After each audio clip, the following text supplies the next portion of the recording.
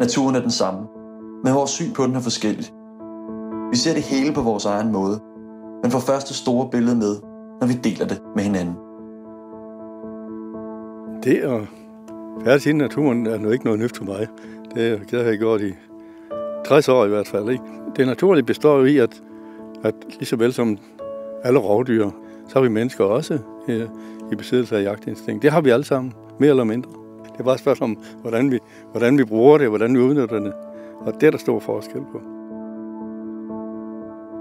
Det, jeg synes om sådan nogle unge mennesker, det er den intention, de møder med, og den entusiasme, og man kan se, at de stråler ud af dem, ikke?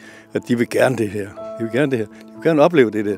Fordi de er jo ikke kommet kun for at skyde i dag, jo. De er jo kommet for at opleve naturen. Jeg oplever naturen som værende enormt tæt på, når jeg står derude, og være en del af det. Det, at der er alt det liv her omkring en, og det her kæmpe åbne land, som vi ikke ser til hverdag, det er rigtig fedt at opleve. Jeg kan godt lide at gå på jagt, fordi det giver mig en naturlig god oplevelse af at være til og til stede. Du høster overskuddet. Du høster simpelthen overskuddet fra naturens hånd af, lige så vel som du plukker æblerne fra træet. Og alt det, der omdrejningspunktet omkring at høste årets overskud, det er jo det, jagten handler om.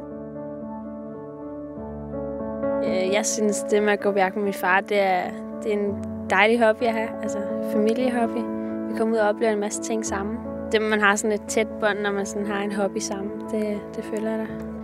Jeg synes, det er fedt at gå i naturen. Det er en dejlig oplevelse. Så når man lige skudt et dyr, så er det endnu bedre. Men sådan, når man står med sådan et dyr, man lige har skudt, så føler man sig sådan lidt stolt. Det er jo en vild oplevelse, det der med at tage et liv, og man skal ikke tage det for givet, fordi at det er jo noget helt specielt. Men belønningen er jo, at man får god og sund mad, som har haft et godt liv. Jeg synes, at den her treenighed, der er mellem mig som jæger og hunden, og så fuglen, eller hvad det nu måtte være, at vi ligesom indgår i en symbiose med naturen, det synes jeg er en fantastisk dejlig oplevelse.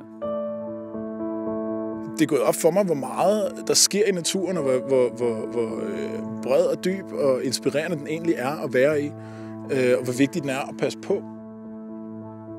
Jamen, fællesskabet for mig betyder rigtig meget. Det betyder, at jeg har fundet ind i den her verden, som er meget større, end jeg havde regnet med, at den egentlig var. Jeg har mødt nogle folk fra nogle helt andre veje i livet, som jeg har kunne drage erfaring af.